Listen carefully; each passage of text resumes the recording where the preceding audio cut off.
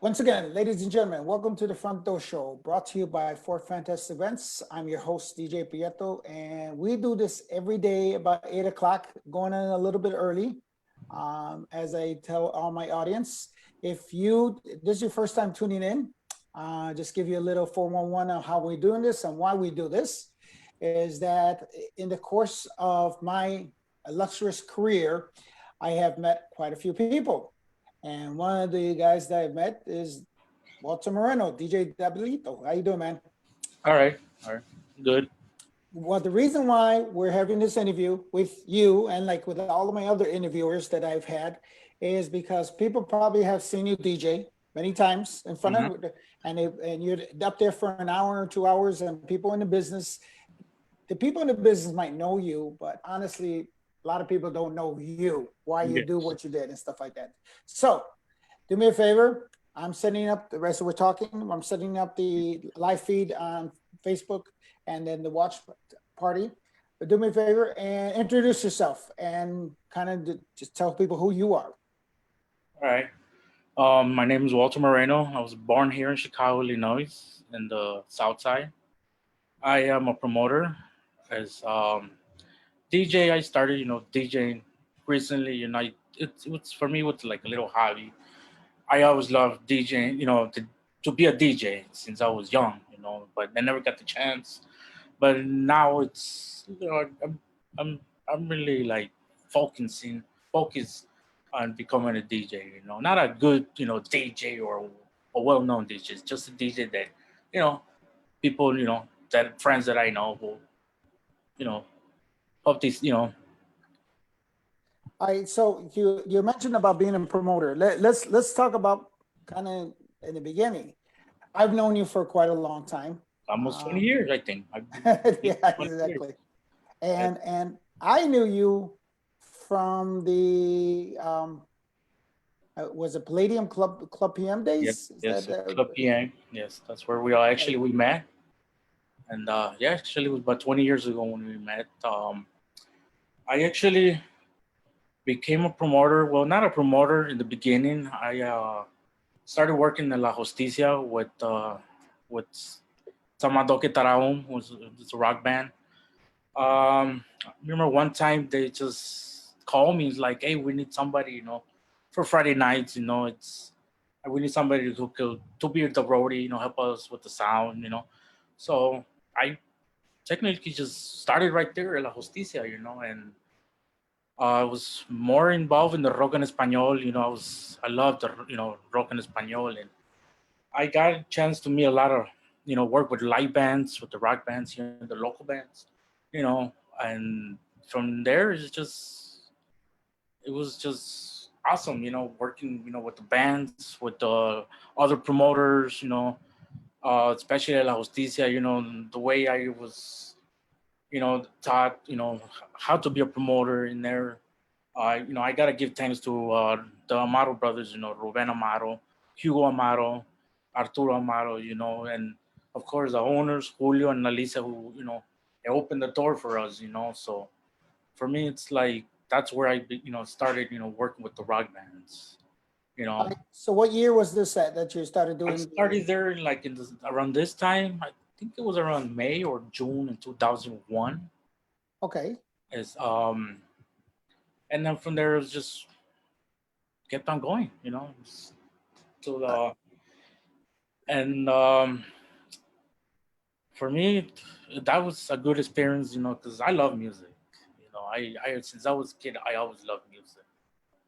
Everything from Spanish rock, from I'm not gonna lie to you, man, but the music that my mom used to hear back in the days when she used to play her vinyls, it was Los Bookies, Leo Dan, Leonardo Flavio, that old school 70s music. And my dad was a little older than my mom, so he was hearing Pedro Infante, Tintan, Jorge Negrete, all them old school, music. So for me, music has always been my life, So now, I always love music. So La well, Justicia was one of those spots that I actually felt loved in that place, because meeting people, Uh, that place was awesome. You know, really, really awesome. And every Friday night, it was like everybody just wanted to be Friday night already because everybody wanted to go La Justicia and hear rock en español. So Where was La Justicia located it at? was on 26 in Springfield. Okay, okay. So yeah, technically that's where I began promoting. So ironically, that was about 6 houses away from where I used to live over on. Yes, I remember you told me you used to live right on the corner back then. Yeah, exactly. Yeah. I was down the street from there. There used to be a bank before. Before it was like Justicia, it used to be Oh a bank. no, for real? Yeah, yeah. We used I to did. I didn't know that because I yeah, went to the restaurant somewhere in the 90s, mid 90s, to see Oscar de la Hoya fight, okay. and it was the restaurant. So Right, I've see that's the thing that I never knew that I was gonna go back to that restaurant 5 years later and check out the place that they have live bands. I have never been to a place like that. I got right. to friends' houses, garages. They throw bands, parties, but I never experienced a place like La Justicia. Right. That I place. think I went to go see you there. You were doing the sound, if I'm not mistaken. Yeah, yeah. I think it was the time you went because I remember you went and dropped off some flyers because we were doing some events too at Volcan and no, I think it was over Volcan. We were not in PM anymore. I think it was Volcan. Mhm. So yes, yeah, I remember that you stopped by one time and dropped off me some flyers for some Right. shows. Right. No, I remember that was it was around that time, 2000, because I was at Volcan until 2006. Yes, I think it was around that time when you stopped Yeah, by. right. It was so if you were there from 2001 between 2006, that was when I had just started Volcan. I had left Club PM, and Yes. and and I remember because that was they had told me that you're doing sound, and I'm like, oh really? He's doing sound? Oh yeah, okay. I mean that was the first time I've heard about you. I knew you were big into the Spanish rock scene. I knew that already. Yeah. Um, and back in the days, there was this group called Club Caifanes. Yes. That's we were. So Actually, I was part of the Club Caifanes too. And around that exactly era when we used to hang out at Club PM all the time. So yeah, right. that And that was just in case people don't know what Club Caifanes was, what well, exactly was that Club whole? Caifanes is just nothing but Caifanes fans get together, hang out, do different events, help out people. If I remember, because that was a long time ago, so I had to refresh my memory a little bit. But Club Caifanes, we were always every time Jaguares come or yeah, because it wasn't Caifanes anymore, it was Jaguares. So we used to go to the concerts, we're just a groupie, put it that way. Yeah, it was a group of fans that were Yeah, it was a basically, group of fans. Yeah, and you like guys were a big part of Palladium / Club PM. yes, yeah, 'cause that's where we used to hang out. That was our hangout every Saturday night. So Yeah. we're it's a good it's good memories right there, club. Yeah, I really do miss the club too, Oh, and I know. and I thank you too because you opened the door for me and DJ Fuego when we were at the little what was the name, the rock room. The dirty worm room. The dirty warmer, there we go. That was the name of it. I remember now. Yes, I remember you opened the door for us, and we went in there. We took care of business, and then once I was so upset when they closed the Club TM, man, because we had the room, and then the same night that they shut down, you gave us the basement, and we were so happy, like we wanted the basement. So we were like, Right. okay, cool, we're gonna bring bands, we're gonna bring now DJs, and man, it was just upset for me, man, when they shut down Club Well, TM, man. if people don't realize what happened, we were on Fridays and Saturdays doing Club PM. On Fridays, I had my two other partners. Yeah. That was a different kind of crowd on a Yes, Friday. I remember. And then on Saturday was our traditional crowd that we had from the Palladium days. Yeah. But because Ivan and we're not going to not say people's names, but Yes, Ivan, yes. I was about to do. Ivan Fernandez decided to do upstairs as the OK Corral. You know, that was the whole thing, the banda events. I remember. And we had to come downstairs in the main floor. That was when Tropicana had left and went over to Club O/Sapphire. And we decided to call the room. I remember he wanted to call it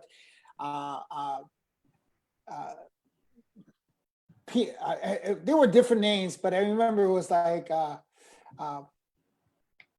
something Mexico, and I was like, no, man, we can't.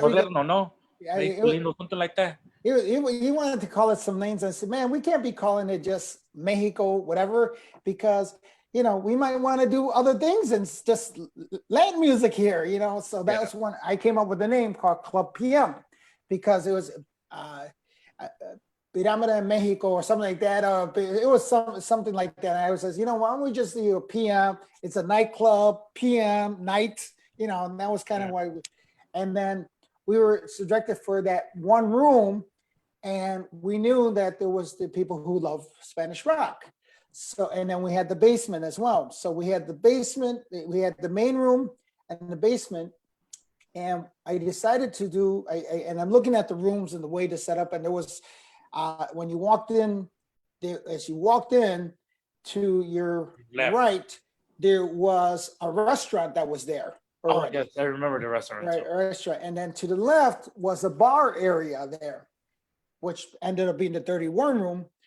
But I said, hey, why don't we utilize that room, the bar room, which was basically like the restaurant side of it. Like it used to be a fish store. I don't know if you remember that. There used to be a fish store that was next door to it. Yes, I remember. And we decided to say, and everybody was like, well, how are you going to do that? Because the sound of the main room is going to bleed through. And I said, no, man, we'll put these speakers facing inwards.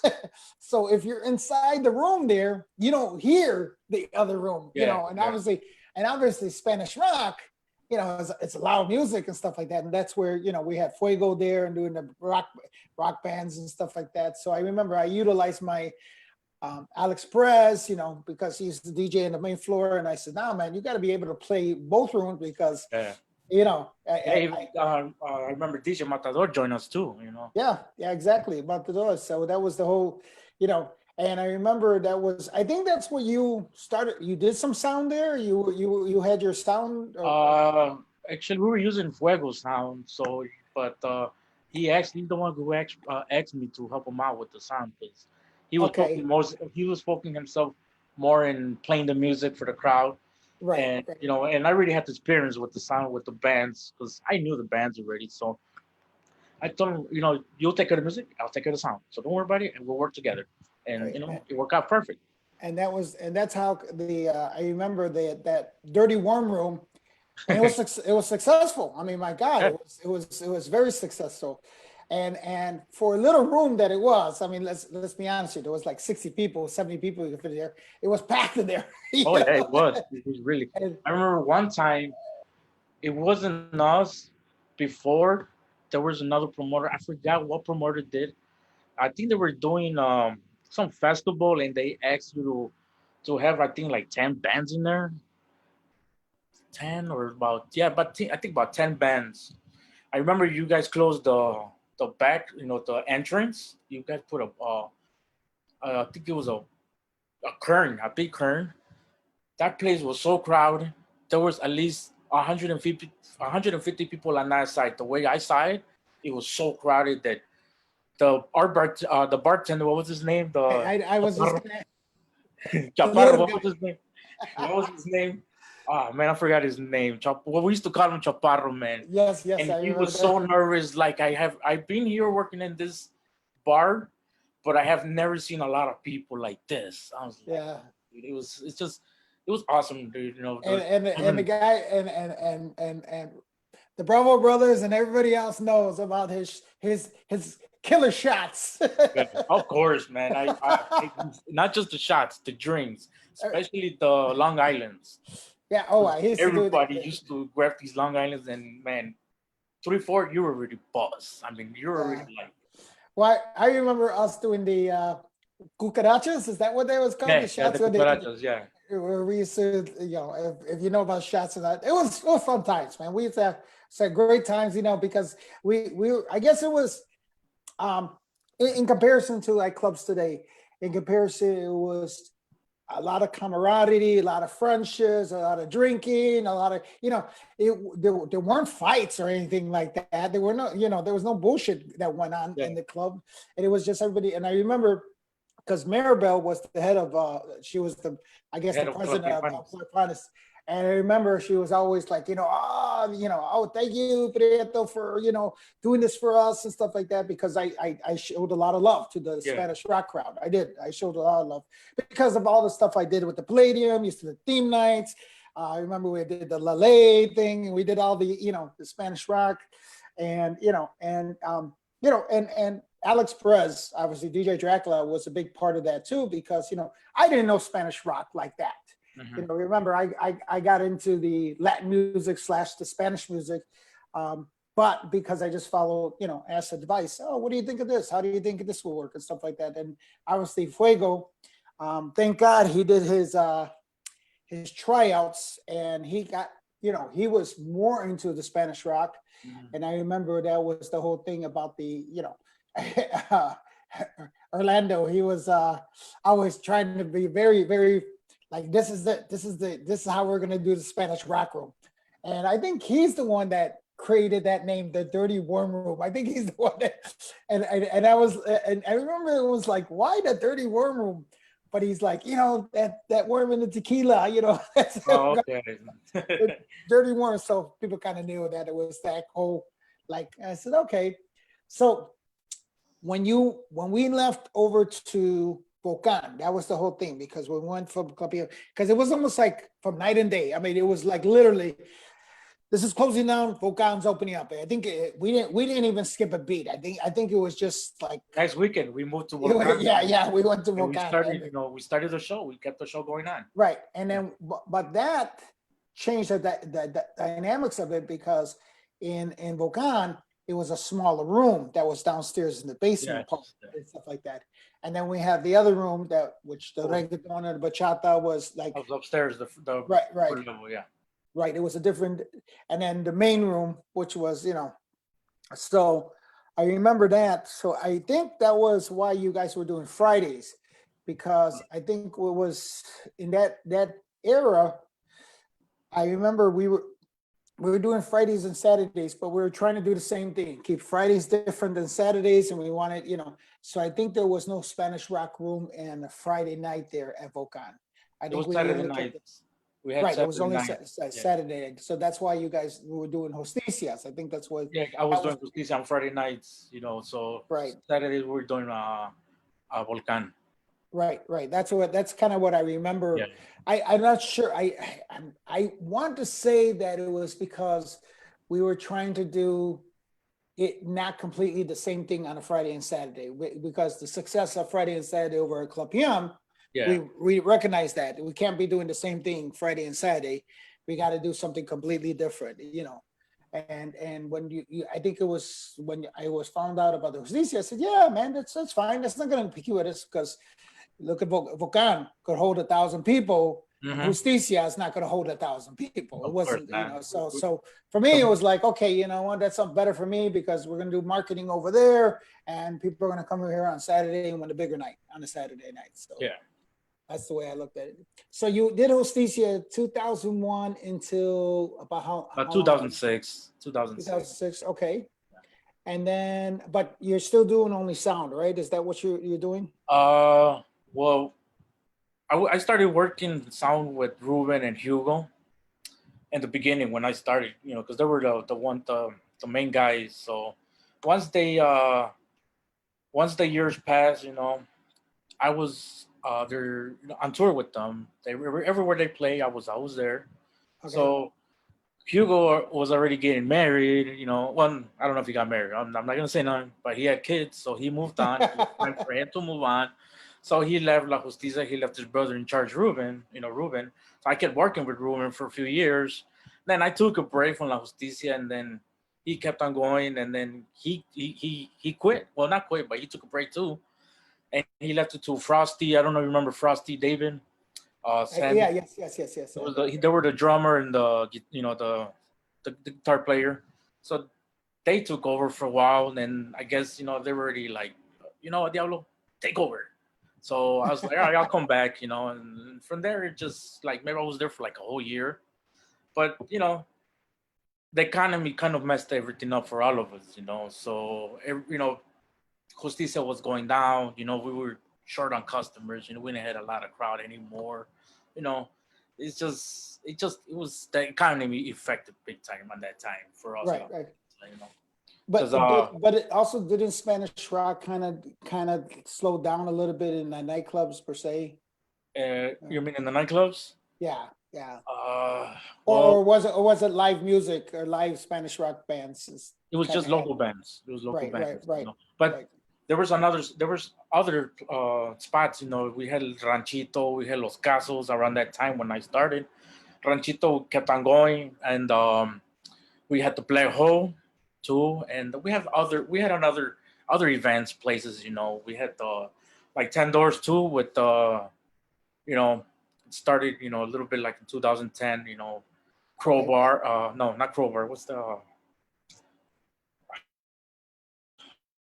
Ashley? They did rock en español. So the rock en español, it's there, but it's not the same as like back then. From La Justicia times or Los Casos. Ranchito. It was more. The crowd was so connected to each other that we all became family. Everybody, our followers, our fans. Everybody was just there. And they love the music. They love the bands. I can name you a lot of bands right now, but there's a lot of them, that I wish they could come back. You know what I mean? Like one of them, Monospit, like one of them that I wish they could come back. Samandoque Taraum, I wish they can play again, but everybody grows up, get married, have kids, and sometimes the bands don't work out. And Well, you know, I know Ivan still brings bands over to the Aragon. I know he does, and they still are packed. They're still oh full. yeah, oh yeah, There's still yeah. 7,000 people there. It's not like the I mean the Manan comes here every year and it's still Oh, full they still house. out. Yeah, they're full house. I think Juarez was here what 2 years ago, 3 years ago, or something like that. Caifanes. They're not Hawaiians no more. Excuse me, Cafanes. Caifanes. Yeah, yeah. But yeah, they But were they here a couple years ago. right, and that was almost sold out. So it's not like, and then I know they do a lot of stuff at the House of Blues as well. They Yeah. which card? There's one promoter that's still Yeah, doing there's a it. promoter in there that I think he does Friday nights. He was doing Friday nights for a while. I don't know if he's still there.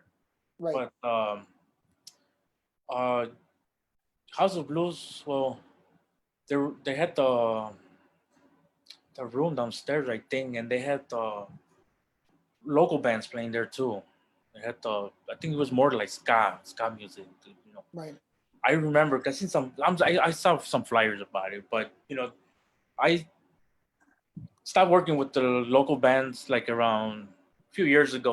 Because I tried to do try to work with bands, but it was not the same anymore. I didn't feel the same working with the bands.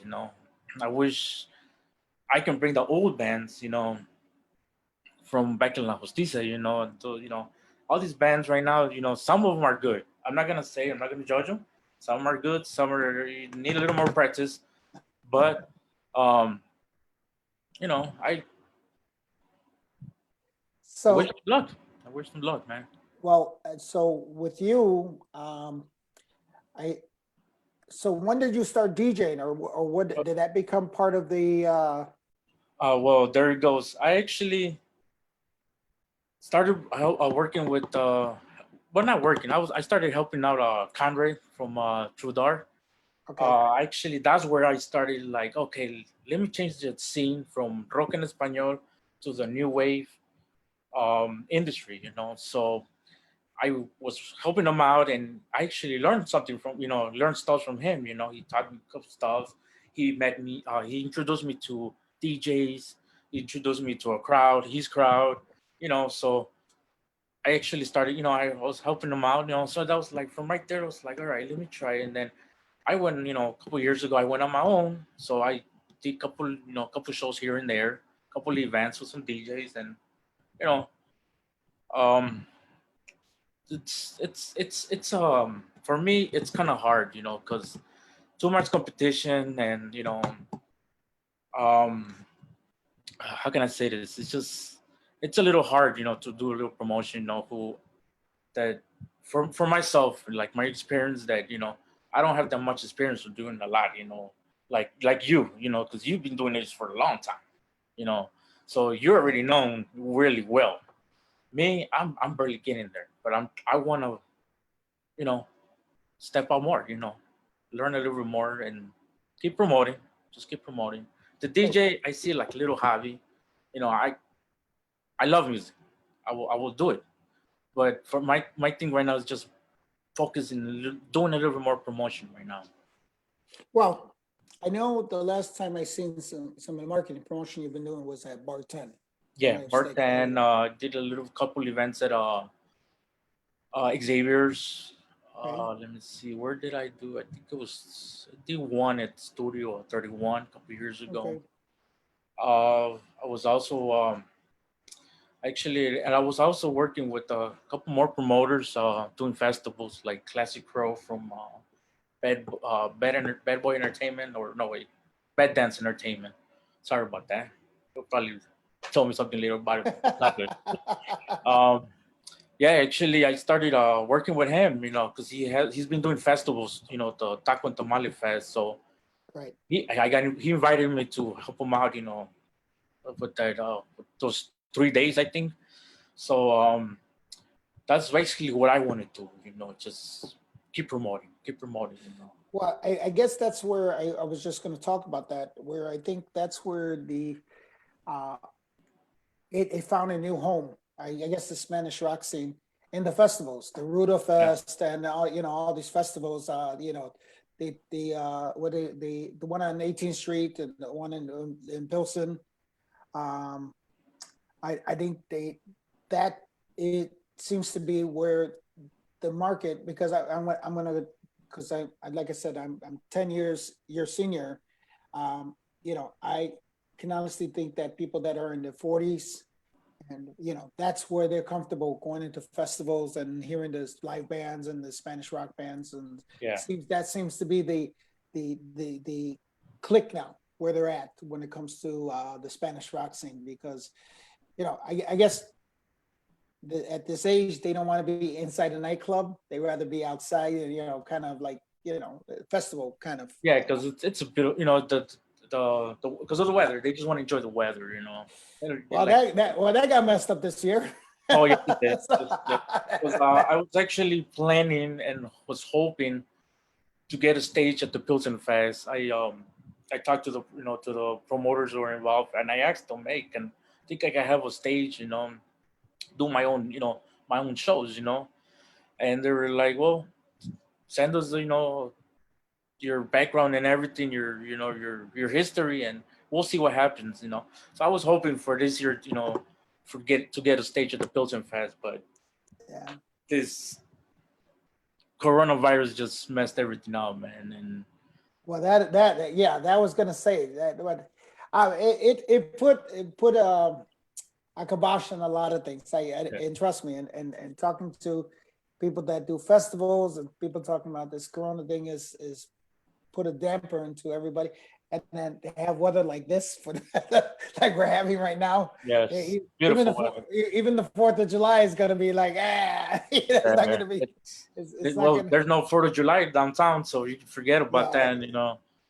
So it's just either just stay home and be with your family, and that's it. yeah, that's the unfortunate thing. Where do when you're have you done anything online since you're kind of staying at home? Have you done any Oh live no, streaming or anything like that? no, Or no. I was just here, home, just relaxing, chilling, getting ready. Hopefully, get ready to go back to work already because I'm already bored at home, and oh, y'all are. yeah, I want to go. I want to go back to work already. So Yeah, the so I mean, where do you see the Spanish rock scene? Because I mean, that's pretty much what you're doing right now, right? The Spanish rock scene, or are you no, still doing more in uh, the new wave? The new wave? I'm actually more focused on the new wave right now. The rock en Okay. español, I took a break out of it, but I'll probably, well, actually, you know what? I'm glad you brought it up.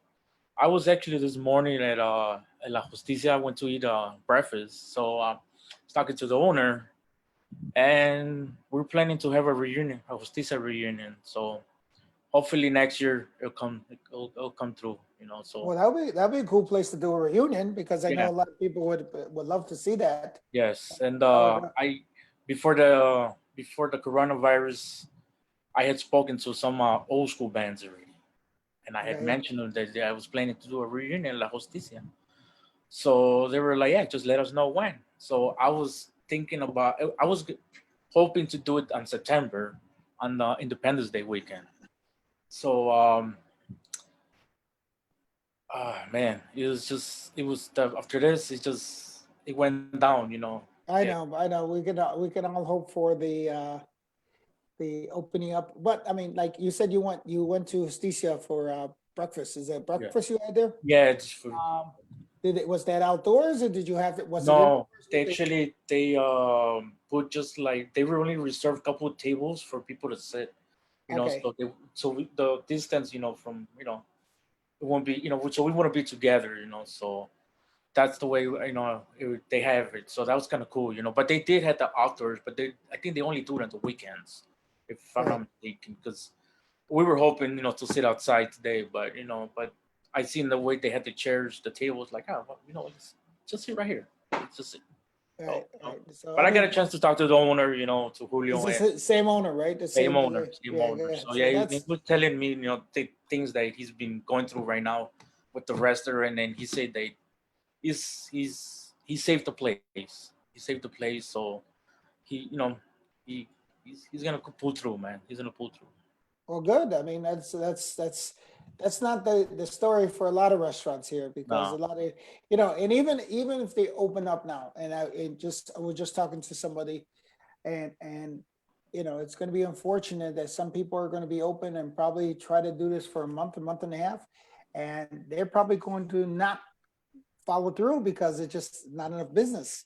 I think that depends on your restaurant, your location, and stuff like that. That's going to, with like Justicia, I'm sure they have quite a few people that are going to be eating there, and then as long as the city they follow the city rules, Mayor Lightfoot, excuse me, is not going to come down on them. Just it's just a very very tricky situation. And obviously, as you as a promoter, you don't want people in harm's way, as well as to like, okay, let's do this too quickly, or else, because I just had another DJ that I know. He was planning to do something, and he made an announcement. He says, "No, we're not going to do anything you know, because of the concerns that people yeah, have, yeah, and I get that, how what's too soon, what's not too soon. That's the whole question is, it's the beginning of July, is it August going to be a good time? September going to be a good time? You know, and then here comes October, November, December, and then we're back into flu season again. yeah, So we don't even know what's going to happen in yeah, that. yeah. That's We probably go back to phase two, and they shut us down again. Stay home, go back home. Anything can happen. We don't know what's gonna happen. Yeah, So and then hopefully, ironically, somebody had just said, well, let's say tomorrow the vaccine is available, right? But how many people really take a vaccine? I mean, they'll do a vaccine. I mean, not everybody trusts a vaccine as well. So it's of just like, course. And is it gonna be free, or do we have to pay for the vaccine? right. That's So that's those are all the unknowns. yes. But Well, I'm glad that you brought something about your friend. I was actually doing an event at 10 Doors I had March 14. I had an event going on for my celebrating my birthday, my girlfriend, and some more friends. So it was the same weekend when they decided, that they had to shut down. So I canceled the event. The reason why, because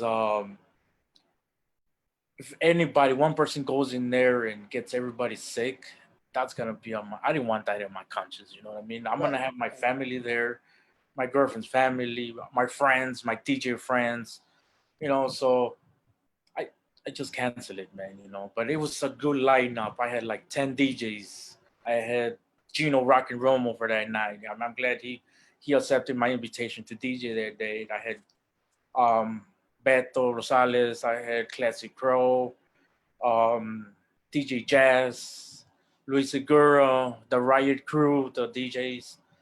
A few more, a couple more DJs that I had. My friend Gabriel Sanchez, my cousin Matador, because I don't know if you know, but he's my cousin Matador. So um, I had him for that. Juan. Juan, yeah, Juan, yeah. So I was like, man, I was that Friday.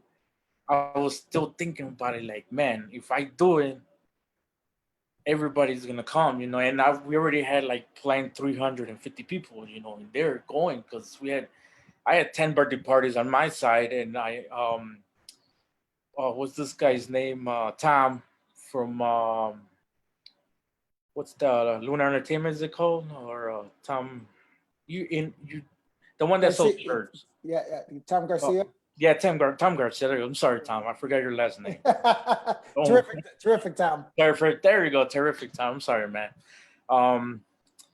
He told me, hey, I have, he had like 10 birthday more parties, and it's like, I'm bringing you a lot of crowd. And it's like, dude, it's awesome, But then I was like, man, they lowered, the owner, he wanted it, the capacity, we couldn't bring that crowd, So I was like, I invested money on that, on this event. And I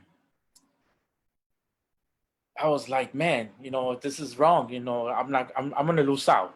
And it wasn't about the money. It was just that everything that was going on with the pandemic, and I was like, man, if I do it, even if we bring a little crowd, at least 150 people, if one comes in there sick, everybody's gonna sick, And then if there's crowd outside, that we can't let them in because the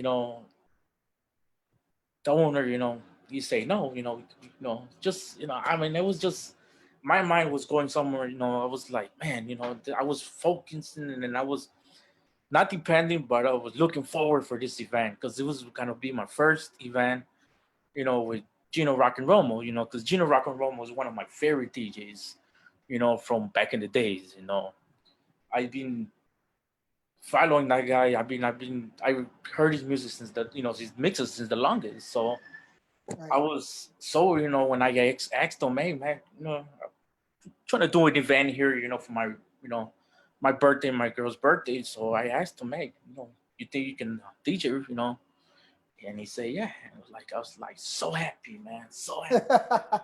So where did you said did you grow up anywhere in your little village? Yes, I did. A little village. Okay. I grew up in a little village, and as a matter of fact, when I heard Gino Rock and Romo was when he was in the radio station, and I remember because my cousin, he was a gang, he was a thug. All right, I'm not gonna say his name. He's probably watching me, but I'm not gonna say his name. But he used to love. He used to play house music. Every time I used to go to his house, I was playing house music, and I was like maybe like 8, 7 years old, and I'm like, dang, what's this music? What is it? Because my music was Los Bookies, oldies, dusties, that old school music, Marvin Gaye, I can name you any all of them, but we're gonna be here for a long time. But anyway, so I used to go to his house, and he used to have basement parties.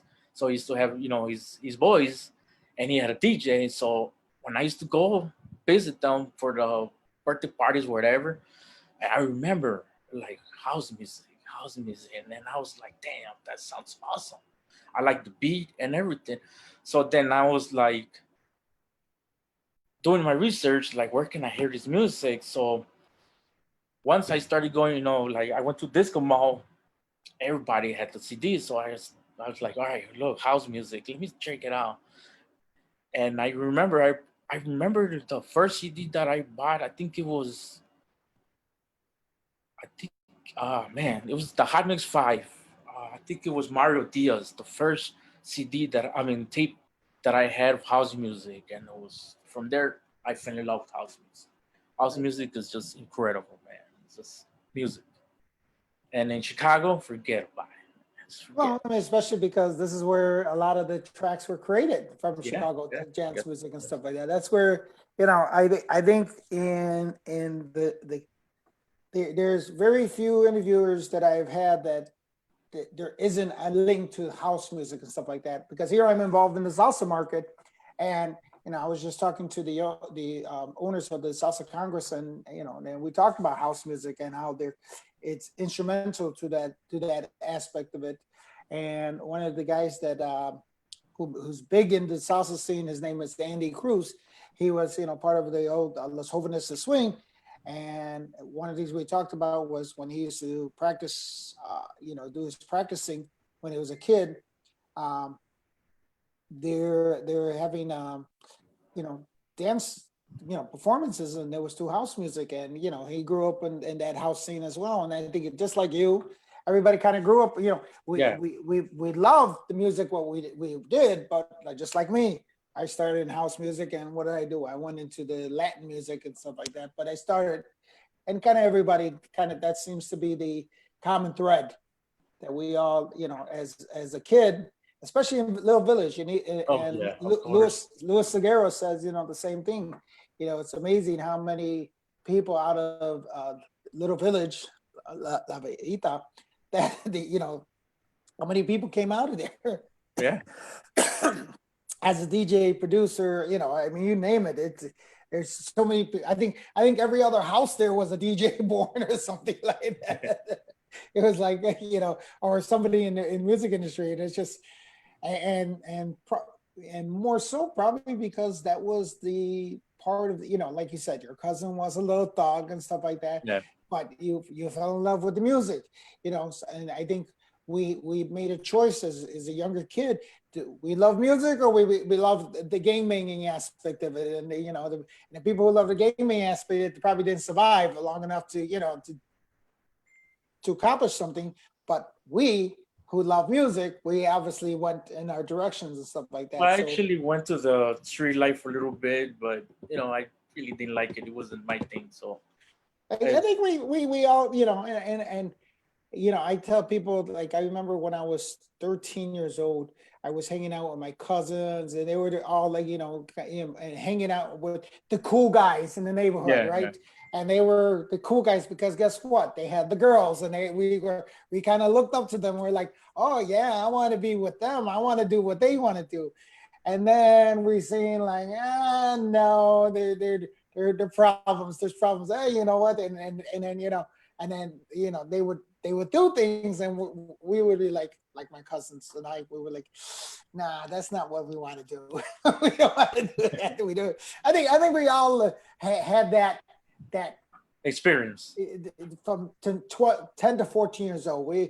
That's where the key is. And it doesn't really matter what, and I can say this, it doesn't matter what our parents say to us, because they can guide us and say whatever they want to say. They say, don't hang around with gang bangers, but ultimately we have to make that choice. We Yeah, have to make that choice and say, oh, you know what? And I think sometimes, it's like putting your finger in the flame. Sometimes you got to get burned and say, you know what? I won't do that again. Sorry. So I think that's how we have developed. And I'm sure that's every experience and stuff like that. People will tell me, "Oh yeah, I never did the game banging." You never did game banging. I'm not saying that I did game banging and stuff like that, but we all hung out with the guys from from the that weren't neighborhood. in the neighborhood, that weren't the nicest people in the world. Let's put it that way. And I remember that as a kid, we were all there hanging out because we thought they were the cool guys. Yeah, You yeah, know, so I'm just so yeah. I'm sure. Yeah, I know what you mean. I know what you mean. Everybody wanted to be cool. So yeah, I know what you mean.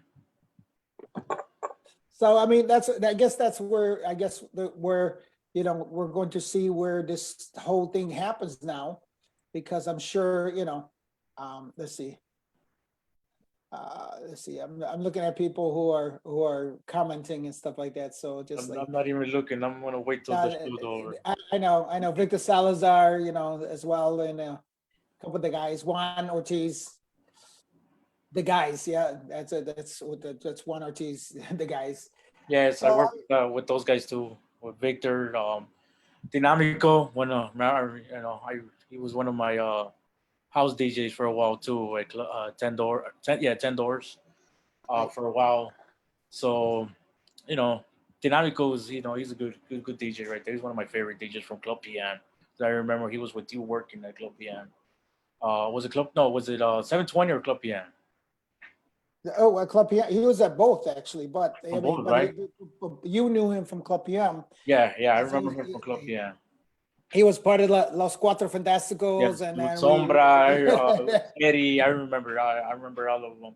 But I was, I thank you, man, for letting me work with you and make me part of Cuatro Fantásticos because I saw myself as a Cuatro Fantásticos, you know, an employee for you, that for me it was awesome, those years, working with you guys, working with all these DJs, it's what I love. It's the hobby that I choose, and I love working with all right. in the So music. there's gonna be an obvious question. Why Diablo or Diablito? Diablito, that's exactly where when Justicia started. I remember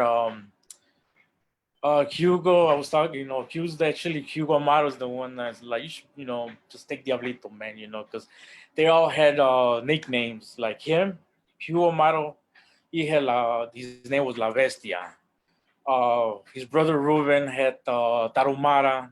Frosty, he had Frosty, of course. That was his nickname. We had Antonio Cordova. He was Vampiro. He was also working with us. I don't know if you remember him. He's Artie. That was my best friend, Hugo's little brother. So his nickname was Pulpo. So Sammy was Morfeo. So we all had nicknames. So I was like, I'll take Diablito. Fuck it, why not? So That Diablito was became my from there. Just Diablo just came my name, man. So okay. All right. So I was gonna say, so we were gonna ask why that was, so that was and that was, I mean, but that was just part of the thing that all the people in that scene, right? And yeah, the rockero scene. the Yeah, rockero scene and stuff, like they had nicknames and stuff like that. yeah, they had their nicknames on. So I just like, man, Diablo, why not? So it just became Diablito, Diablo. And everybody calls me Diablo, Diablito. Right. And sometimes when I go somewhere like to a store or like last couple of weeks ago, I went to Menards and some guy came up to me like, "Hey, you're Diablito. Like you used to be from La Justicia," and I'm like, "Don't remember you. I don't remember you." But then he told me that he played in a band, and then I was like, "Wow." I was like, "Man, I don't remember that person, and he still remembers me from La Justicia, with my name Diablito, and like, it's just, it's awesome, man. It's just awesome."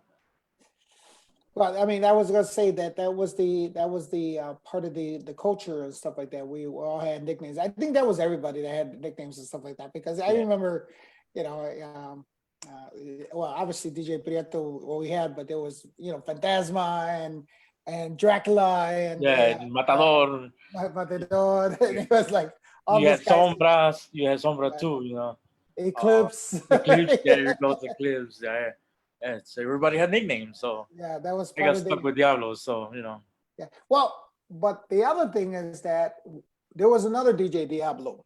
yes, I remember. I Right, remember. right. There was another DJ Diablo. So I remember that was part of the thing that I remember when you had came, that's why you had named yourself Diablito, Yeah. because you wanted to make sure that it wasn't Yes, confused that but back then I wasn't a DJ. He was a DJ. I wasn't a DJ. I was just you know sound promoter. That time from that right. time from La Justicia. But yes, I remember DJ Diablo when he used to play at was it Biology Bar? I think it was. I think that's where Okay. I met him. Right, right, because he was working for V5 and Yeah, stuff he like was working that. with B5. Yeah, I think he was also DJing at not Club PM, wasn't? Well, he actually started when before I had Palladium, V5 had it upstairs for a little bit, and he was DJing upstairs. Okay, And yes, I then remember that. Rocco Mix took it over, Yes. and then after Rocco Mix, then I took it over, and but they had moved over to V5 had moved over to my sister's house, and then from there they were at Convent. So the time had already Palladium, because remember it was Palladium first, and then it was Club PM. They had Convent already, and that Diablo was one of the featured DJs and stuff like that. Yes, I So remember. that's why I remember. That's where I was like, when they told me about it's Diablo, and I was like, which Diablo are we talking about? Because I had to make sure that who we were talking about. So no, and then when we're talking about you, and I said, oh, okay, no, Walter. Yeah. As I said, oh, Walter, okay, no problem. But then it all like, okay, well, so you're if yes, Juan, thank you. um, the with this pandemic thing, you said you're staying in, you're not doing anything, and I just want to make sure that everybody's healthy on your end, everybody's good, right? You're just Yes, my family's good. Everybody's my parents, my sisters. They're just staying home. Just taking care of their kids. They go to work. But they're safe. They're healthy. So we're okay. And my girlfriend's not my girlfriend, my fiance, her family. It's okay too. They're staying. Safe. Staying home, making sure good. they don't get sick. But Oh yeah, yeah, we're doing good. We're doing all right, man. well that's good. That's good. So I mean, we've been talking about an hour. There's a lot of people signed up and then want to hear your stories. So anything you want to say to them, to the people who signed up? I actually do. Actually, was I wanted to say something to all my friends. DJ friends, especially. All the promoters like yourself. That you know that work in the business. And they make. It's like what I'm trying to say is like right now after what's going on. I think it's a break for us. Just take a break, just a break, and I just want to say that we'll be back. We'll come back again to do what we best like is working in the music business. You know, um, I know some of them. They're tired. They were anxious to go out there. I am personally. I am. I wanna go out there again, but just want to be safe right now. But I hope everybody stays safe at home, and you know, just we'll be back. We'll be back. We'll be Well, back. I think because just like you as a promoter, just like me as a promoter, we have all our DJs, but we also deal with live music as well. So I know for a lot of people, whoever musician it is, whether if it's a salsa band, a Spanish rock band, or just any kind of band, live music, people, and some of these people just live on doing gigs. Yes, yes, It's not, yes. and so It's that's extra money. It's extra yeah, money in their pockets. For DJs that they have their regular jobs. And they love the music, so they need that extra money in their pockets. right, right. So like Classic Crow was here yesterday, and he was telling me that that he misses his extra money. Working in doing his promotion. He's DJing. You know, it's just it's gonna take time. It's gonna take time for us to come back. And you know, back in the music. Well, yeah, that's what I was gonna say. I mean, I feel for everybody that isn't working, and I feel for everybody that's not, gigging, as we say right now. And you're right about the nightclub aspect and everything. I agree. We're going to be back. You know, is it go? It's. I guess if you ever hear my other videos, my interview, excuse me, we talk about how there's been obstacles before. 9/11 was an obstacle, E2 was an obstacle in the industry and stuff like that. So these obstacles have hit us. Obviously, this is probably the worst of the obstacles that's happening now. Yeah, because I don't. None of us had experienced this. This is new Right. for Well, us. just the shutdown of the Yeah. business completely. This is kind of unique. I don't know if you heard. I'm doing something next week Sunday with the guys with all the DJs and stuff like that. Kind of trying to do something a little different, keeping it responsible, social distancing. We're doing that Yeah. with that silent picnic that I'm doing. And I feel that at least I'm going to try to do things correctly and do this even though it's a crawl before we walk, because I think that's what has to happen. I think in order to get back to everything, we have to crawl before we walk, and we got to walk before we run. Yeah. And when we're running, man, we're gonna be full Oh, sprint. first, yeah. That's it. I'm gonna stay up late till 4 or 5 in the morning, man. We're Those gonna are my be plans now. yeah, when we're running, and they're gonna be no stopping us. And I think that's what's gonna happen in this industry. Like I said, I think we're gonna crawl, and then it's gonna walk, and then it's gonna be an explosion. Trust me. It'll take time. It'll take time, man. Yeah. But So as long as all we right, stay healthy, we're Yep. we're good. yeah, and that's the most important thing: staying healthy. Yeah. All right, Walter. Well, we're gonna be signing out. Thank you very much for joining us on this Front Door Show. Thank you too much, Angelo, man, for the invite, man. I really appreciate it, man. And No stay problem. safe. No problem. Huh? Oh, Thank I you. know. I say I appreciate it, man. Thank you, guys. Appreciate it. Bye. Right. Bye.